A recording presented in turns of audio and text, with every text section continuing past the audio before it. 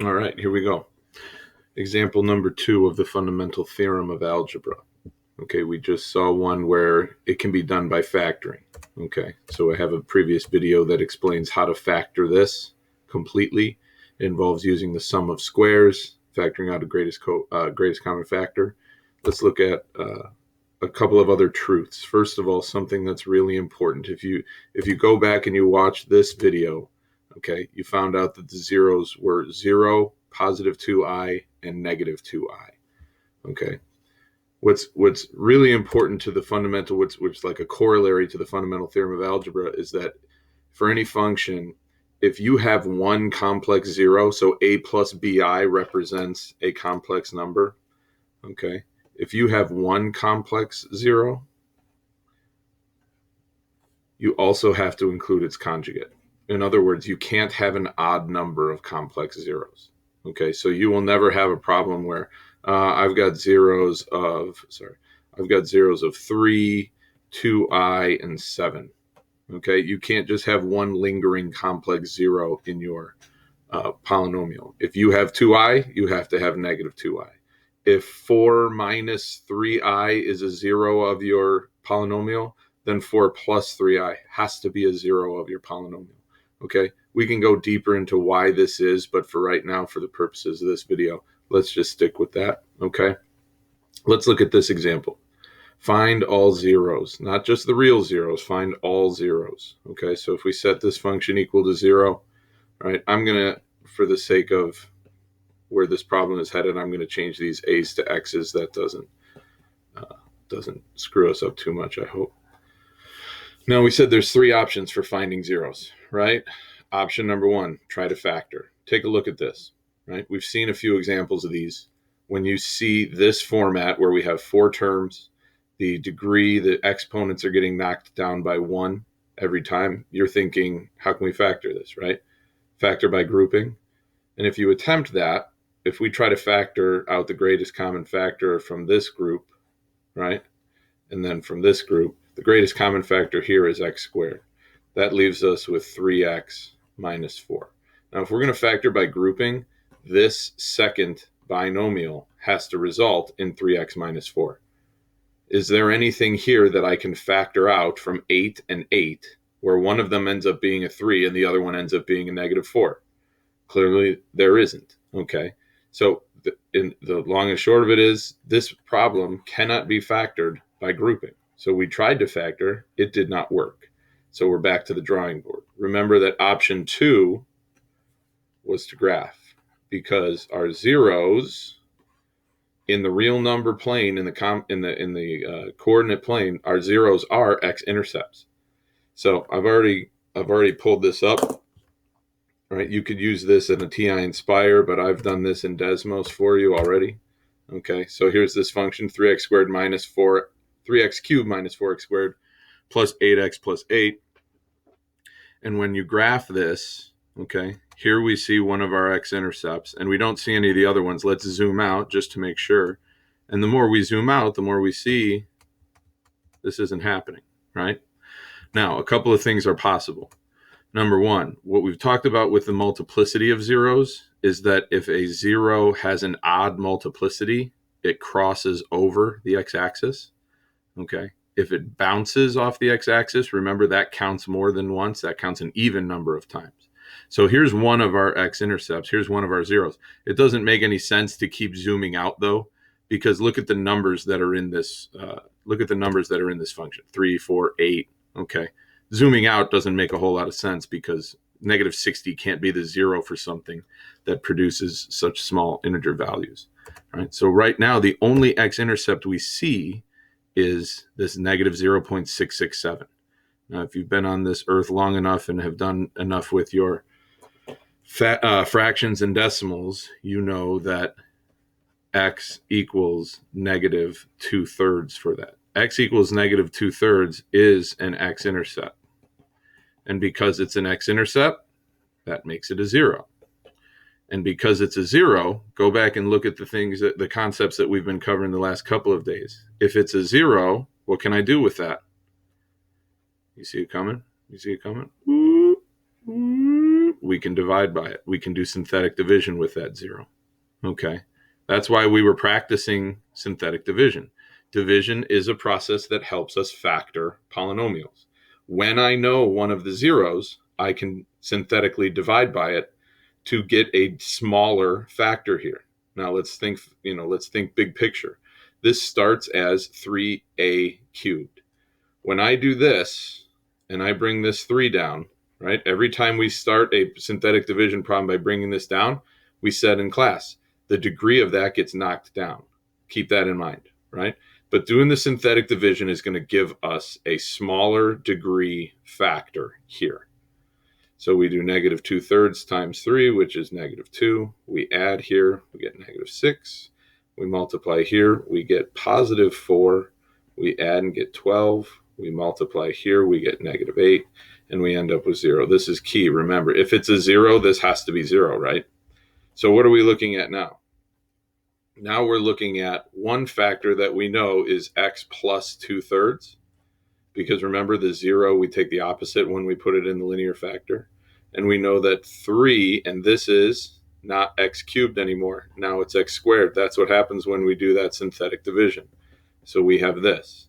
So I'm using x. I hope that doesn't annoy anybody. I know it started as a, but I'm keeping it as x for the purposes of graphing and such. So I have one linear factor here. According to the fundamental theorem of algebra, because this is a third degree polynomial, I have to have 3 linear factors.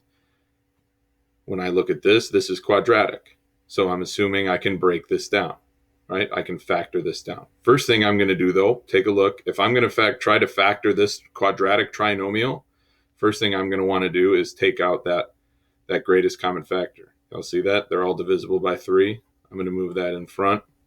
So I've got the 3 that I removed from here. That leaves me with x squared minus 2x plus 4 equals f of x. Now, let's talk big picture again. This is a quadratic trinomial. We're assuming that it can be factored. We're assuming that it can be factored into binomials.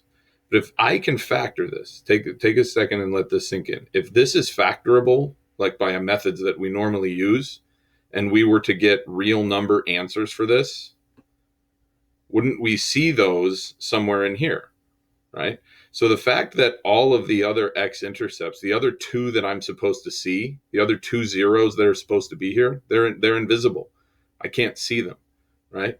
So that's an indication that this can't be factored. If this could be factored, we'd see the real number zeros as x-intercepts. So we can't factor it, right? Even if we graphed this, we wouldn't see x-intercepts. So we finally come to the situation where we have to use our third option in terms of finding zeros, and that is, because this is quadratic, we can do the quadratic formula. Okay, so we have x equals, and this is going to get weird, so stay with me, right? The opposite of b plus or minus the square root of b squared minus 4ac all over 2a.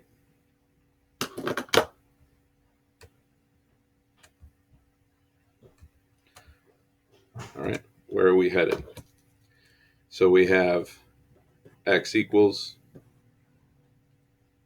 a negative 2, positive 2, plus or minus the square root of negative 2 squared is 4, minus 4 times 1 times 4 is 16, all over 2. So we have x equals 2 plus or minus the square root of negative 12 over 2. And you're thinking, I can't take the square root of negative 12. But you can when we're finding all of the zeros, not just the real zeros, but all of them. That's where the fundamental theorem of algebra kicks in, okay? You can get complex zeros from this. So if we break down the square root of negative 12, remember, we're looking for perfect square root, like 4. I know it's square root of 4 times the square root of 3, and then the negative 1 is out here. So you multiply all these together, you get negative 12, right? The square root of 4 is 2. The square root of 3 is just the square root of 3. And the square root of negative 1 is I. So we put those terms back together, and we end up with 2i radical 3 over 2. I told you this was going to get messy, right? So now when you look at this, you look at the numerator, we have 2 plus or minus 2i radical 3 over 2. Hopefully you recognize the repetition in the 2's here. This product has a 2 as a factor. This obviously has 2 as a factor. So I can factor that out from the numerator. When I factor 2 away from 2, I'm left with 1. When I get the 2 away from here, I'm left with I radical 3 all over 2. And now that I've pulled this 2 out as a factor of the entire numerator, I can cancel with the 2 that's down here. So we end up with x equals 1 plus or minus I radical 3. These are our complex conjugate zeros. We have 1 plus I radical 3 and 1 minus I radical 3. These are the two other zeros that we're hiding, right? We already had that first one. Don't forget about our negative 2/3 zero that we had from before, okay? That one that we synthetically divided by. So here's our 3 zeros. And just to tie this whole process back together, the factored form, when we write this, remember, we'll take this slow. You do x minus negative 2/3, right? The 0 is being subtracted from x. So in that case, here we have x minus, and then we have this 0. I know it looks really weird. It's 1 plus I radical 3. It's a 2-termed 0. That's why I'm putting these parentheses around it. So I'm subtracting this entire number, but this entire number has 2 parts. I'm also subtracting this 0. So I end up with both of these complex zeros being subtracted from x. It looks a little odd to have these parentheses inside the parentheses and this as well. So we have x plus 2/3. I'm sorry, did I forget? I forgot about the 3. Hey, let's keep that there. My fault. Now here, the negative that's outside these parentheses, the negative that's outside these parentheses applies to both of these terms. So I have x minus 1 minus, come on now, minus I radical 3, and I have x minus 1 plus I radical 3. So these are my linear factors. I know they look pretty weird, right? But it is a first degree value of x with a number that we're subtracting from it. Okay, so our third degree polynomial factors all the way down into here. And then just as a final side note, I realize this is getting quite long. The 3 that's out here, when you factor that 3 out, if you have a factor like this that has a fraction as the 0, this is, again, this is fine. But if you're, if you're doing a Math Excel problem, if this number matches this number, just multiply it in because it's going to clear that fraction out.